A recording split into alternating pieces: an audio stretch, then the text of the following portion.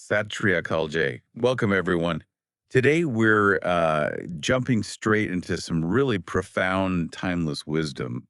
We're looking at managing, well, the feeling of constant change, something we all grapple with. And specifically, we're focusing on these powerful couplets written by Guru Tegh Bahadur Ji. They really tackle the nature of reality and time itself. That's right. And our mission here really is to understand the core message. If everything is always shifting around us, our lives, our situations, even ourselves, how do we find something stable? And this really speaks to everyone, whether you're just starting out, maybe an adolescent thinking about the future, or someone older, a grandparent perhaps, looking back and seeing how fast it all went. Okay, so let's untack these couplets.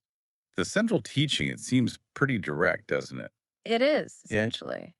The world is like a passing dream. Nothing here lasts forever. Focus on what is eternal.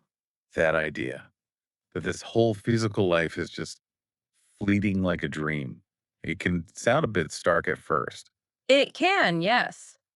But hearing the original words, like in that recitation by A.P. Singh from Sikh Dharamsal, जो सुपना हर देखना ऐसे जग को जाने इनमें कछ साचो नहीं नानक बिन भगवान निस दिन माया कारणे प्राणी डोलत नीत कोटन में नानक को नारायण जेह चीत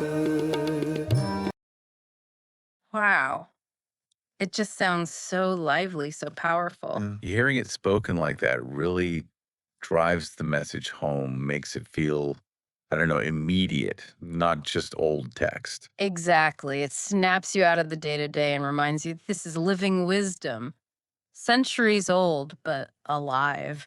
And that concept, the world is a dream, it really hits home because it captures that feeling we all get that time is just a blink. You know, like you said, for everyone, you visit your old high school, maybe your college campus years later, or you think about when the kids were tiny or starting that career, Mhm. or maybe you're a grandparent now looking back, the whole past, all those years, Hmm. it suddenly feels unreal, almost like a dream you woke up from. That's precisely the feeling it's pinpointing. It's very much like that sleeping dream analogy you brought up earlier. Right. Sometimes, in a dream, you might meet someone you love dearly, maybe a parent, a grandparent, a friend who's no longer physically here. And in the dream, it feels completely real. That connection, their presence, it's vivid. Yeah, that happens. And then you wake up and there's that moment of, hmm, you just smile maybe and think, oh, it was just a dream.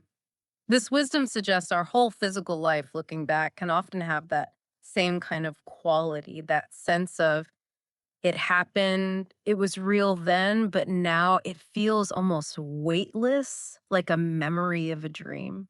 It makes you think about how unique every single moment is then. If it's all passing so quickly, like a dream sequence, maybe the point isn't to cling so hard. Well, that leads directly into the other crucial part of the message. It's not just about recognizing the temporary nature of the world, it's about realizing what isn't temporary. The second part of the couplet points towards the eternal, towards the divine. Think about it for a moment. Ask yourself, have you ever noticed how everything outside changes? Your appearance, your surroundings, your job title, your relationships, everything flows. But isn't there a sense deep inside of something that doesn't change? A core awareness, a consciousness Yeah. that feels constant, eternal, perhaps. Yeah. That feeling of me underneath all the shifting circumstances. Exactly. And that, the wisdom says, is what we need to realize and remember. That's the anchor. So, the practical takeaway, the action here, It isn't about giving up on life or dropping your responsibilities. Not at all. Right, because people still have bills to pay, lives to live. Of course. It's more about shifting your internal focus. It helps us let go of, well, selfishness maybe, and that intense attachment we develop to temporary things, material possessions, status, even achievements. Because when you realize that inner constant, that eternal aspect within you, the frantic need to cling to the temporary stuff starts to lessen.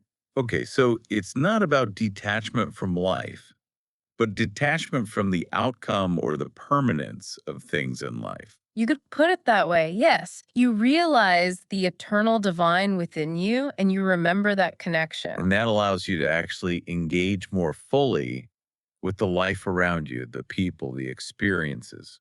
Precisely.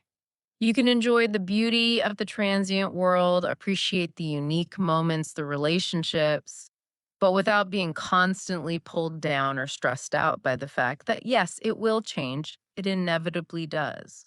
So the focus shifts inwards towards realizing and remembering that eternal divine aspect within.